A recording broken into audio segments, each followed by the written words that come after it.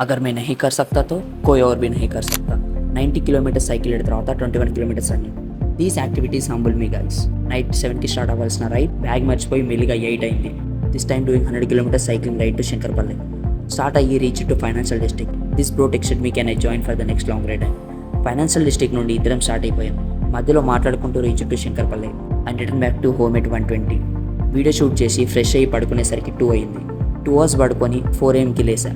బాటిల్లో electrolyte water వేసుకొని start అయిపోయా. అక్కడికి వెళ్ళాక ఫ్రెండ్ ఇచ్చిన 2 బనానాస్ తిని కొంచెం స్ట్రెచింగ్ చేసుకొని రన్ స్టార్ట్ చేశాను. ఇది నా first time attempting 21 kilometres with no training and practice.